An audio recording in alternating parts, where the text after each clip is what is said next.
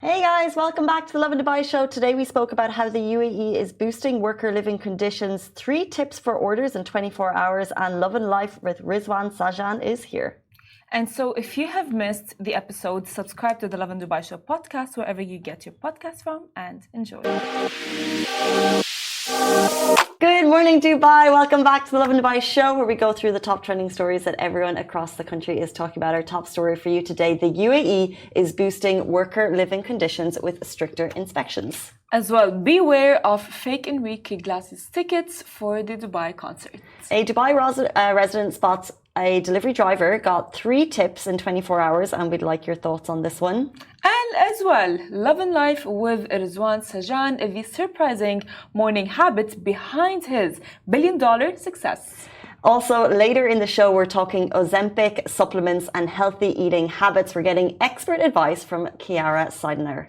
It is 334 days since the genocide continued in Gaza on October 7. The current death toll stands at 40,861. The number of injured people is 94,398, and 1.9 million people have been displaced from their homes. In today's rapid weather report, it's highs of 41 degrees Celsius, humidity is at 55%. It's still manageable, so enjoy it while you can. Before we jump into our top story, I had the pleasure of having the holy grail of all beauty invites yesterday, surrounded by all of the beauty influencers who I didn't even know, but like looking stunning, for Huda Beauty's new Easy Blur foundation. Oh my days, what an event. It was so slick.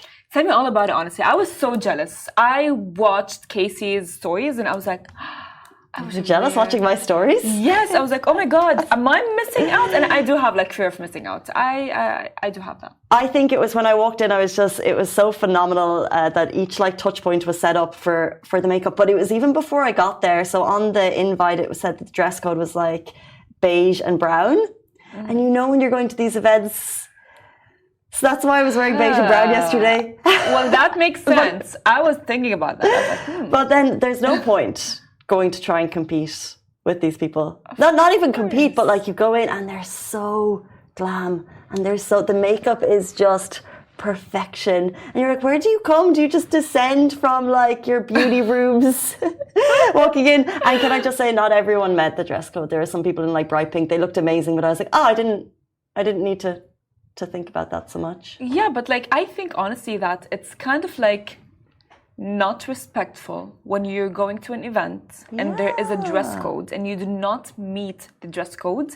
That is kind of like disrespectful in a way. Don't you agree with me? I agree, but I just wonder if people don't even see it. I don't think that they don't see it. I really don't think so. But I think like maybe because like influencers or people who do not meet the dress code, they kind of feel like this kind of like entitlement towards of like, I'm not gonna wear it. What are they gonna say? What's gonna happen? Would they not let me in? Well, they may not. I mean, it's Huda. She can do what she wants. You know what's so funny? I went to an event before. It was another beauty event, and the dress code was like sparkles or something. So I put on, or maybe it was like 60s. I can't remember. So I put on something that I thought was like there. And I remember leaving the event, getting into the elevator, and then there was 2 girls there who I knew were chatting, and they're like, "Oh, you didn't know about the dress code either." And I was like, "What?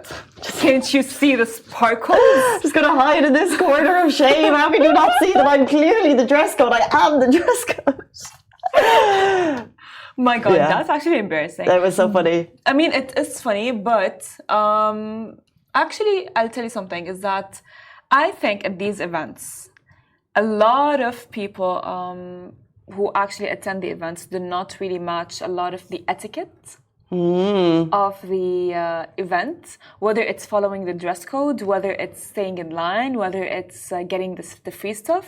True, but I must say, like, when you go to, I agree with you, but yesterday, so there was like stations set up for each product. So for the Easy Blur foundation, we all got shade match, by the way, wearing it. And then there was you press the machine to get your powder, and then there's also for the primer. And although there wasn't like a queuing system in place, everyone was politely waiting for their goodies, I'll tell you. And it was, you walked out with the goodie bag. It was amazing. I mean, that is really good because you know what? I have been to like an event before, and people were not waiting. And I remember speaking about this with our producer, and she was like, yeah, why are influencers feeling so entitled towards getting free stuff? You know what I mean? It's like, fine, like you are an influencer and you will get the free stuff. You're going to get it.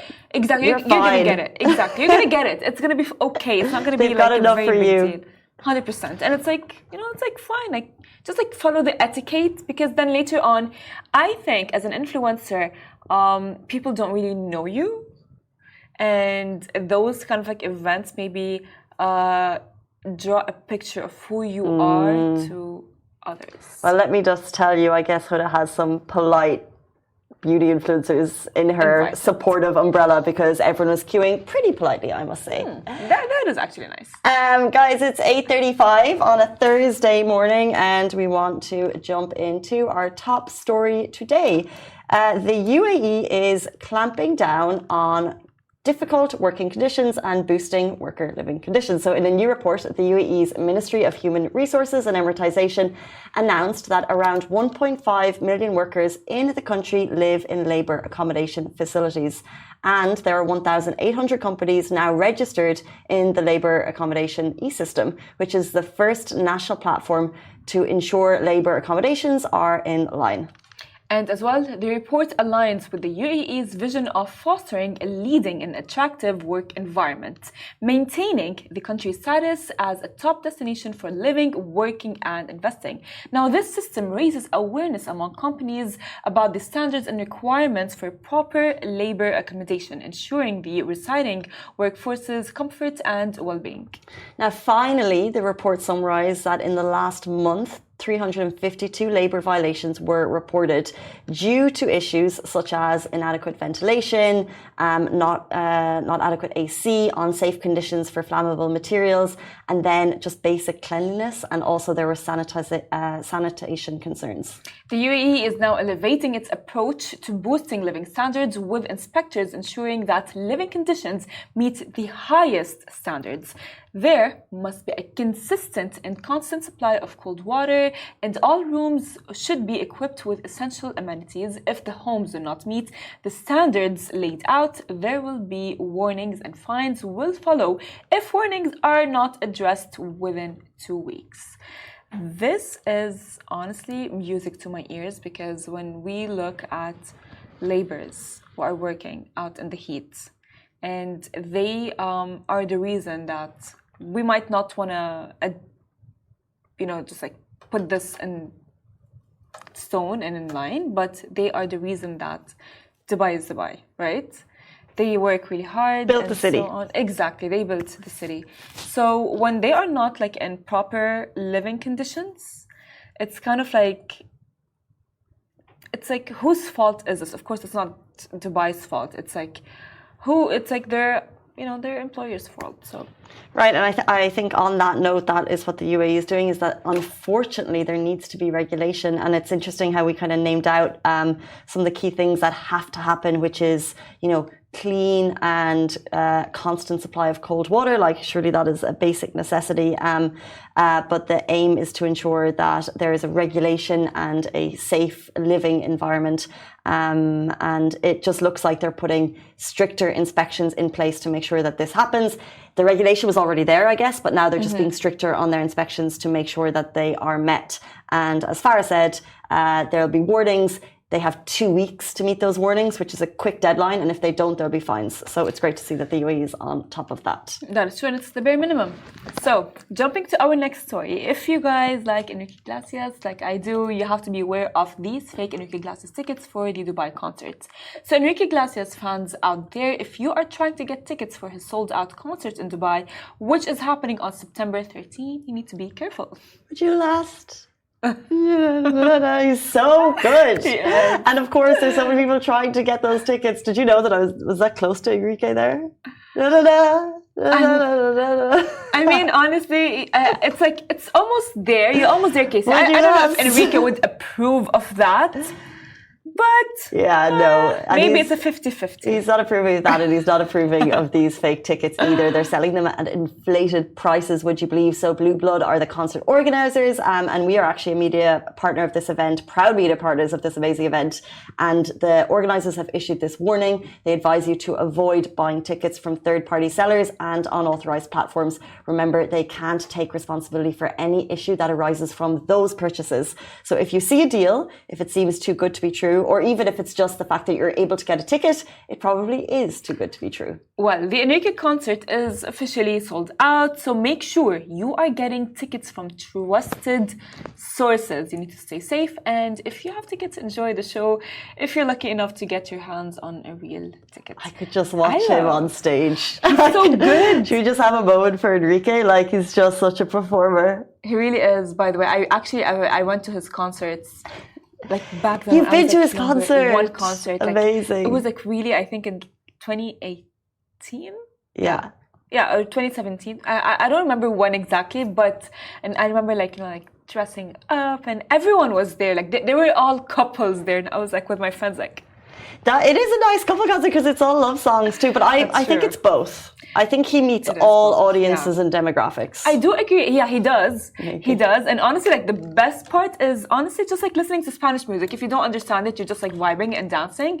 And there's loads of songs in English though. Yeah, there is. But I remember in the concert, like he would like sing in like Spanish, and my friends and I were like, "Sí."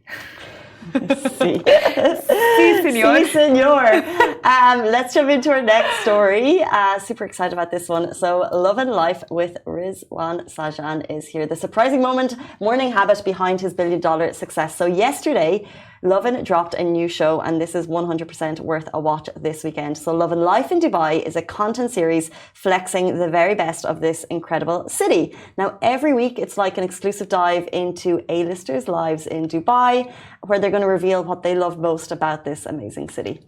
And first up, Lovin Life in Dubai met Rizwan Sajan, the man behind some of Dubai's most iconic landmarks. Rizwan is a down-to-earth family man and also happens to be the founder and chairman of the Danube Group. And his success story is as impressive as the skylines he has helped shape.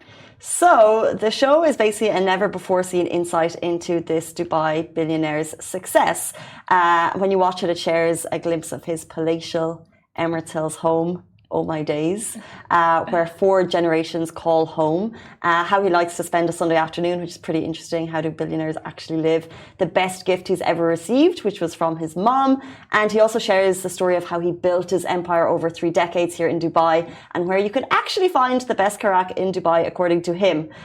So we'd love you to take a look. And he also dropped a secret, in his opinion, for success, which I never heard of, which is his morning habit. But apparently it's really common. So it's called the gel neti, which is like I hope I get this right. So it's the gel neti, which is a nasal cleanse. And you Okay, what's that supposed to do? Well, let me tell you, it is a nasal cleanse. So studies show that with daily sinus symptoms, you can get relief with the neti pot, which he uses every day, and 3 times enough, is good to ease symptoms. There's more to this. I need someone to. Because watching the show can explain. But why is it good luck? No, it's not good luck. It's for health purposes. Oh, for health. And he does every morning. He does an hour of swimming, yoga, and breath work. And he says this combination is the secret to success. Actually, I love the fact that this allows us all to like get into the billionaires' houses and get a glimpse of their life. Because like when we look at a billionaire from like an outer perspective, like we see like a picture, we go like, oh yeah, he's probably like working 24 hours a day. He probably does not have a life. So going like actually with like Lovin Life, I mean, just like maybe gives us like that, like as I said, glimpse of like he's as normal as us. Of course, he's not as normal as us because like he has more money than we do. But I also like though,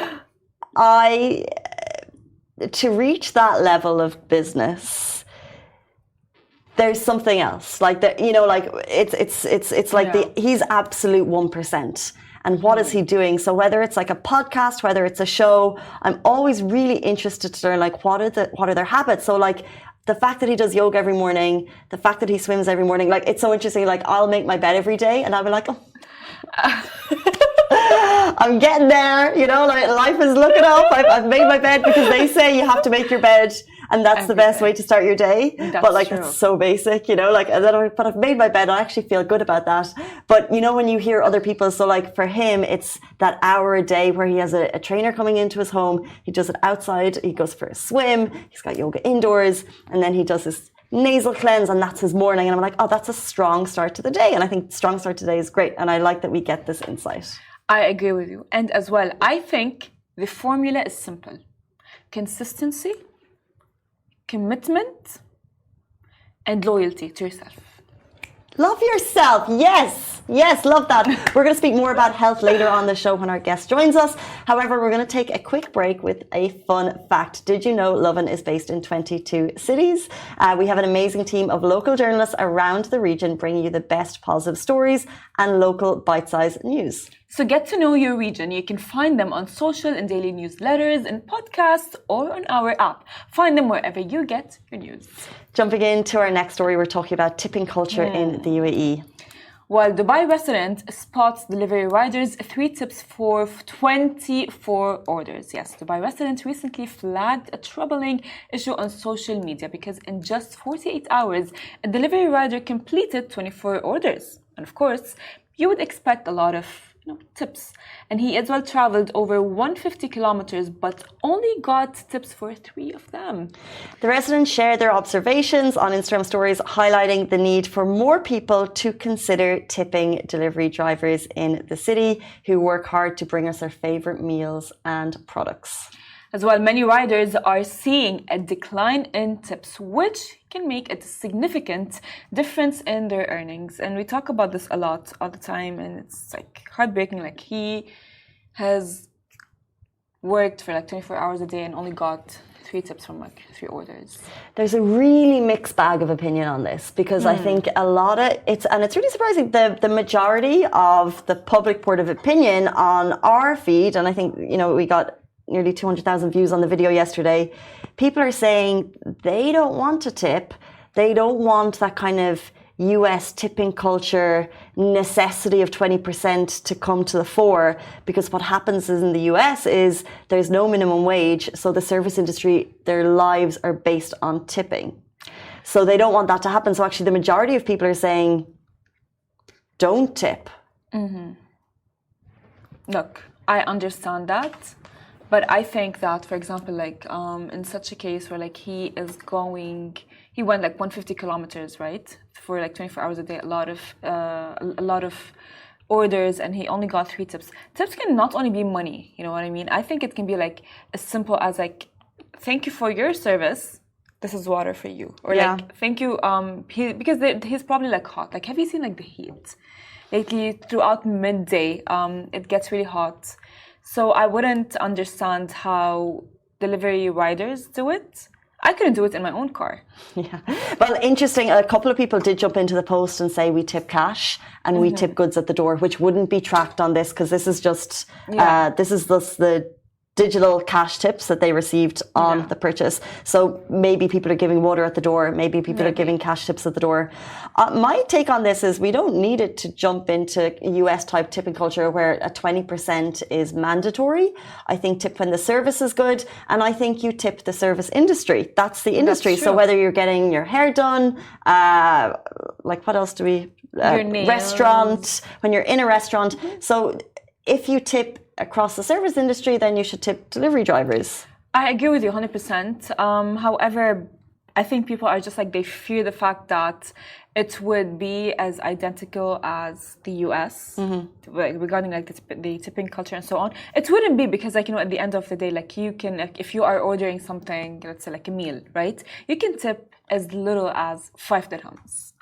Right? So what difference is it gonna make? It's not gonna do anything. So, and if they could be tipping cash, you can tip like, again, even if it's like a dirham, like you don't need to like take all of the cash back if like you still have change and so on. I don't know. Again, like, because like it's a very like, I don't want to offend anyone because like, I'm just thinking we don't tip Amazon orders.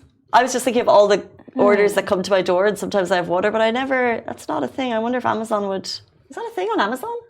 Because I'm gonna like write notes right now. yeah, Jeff Bezos watching.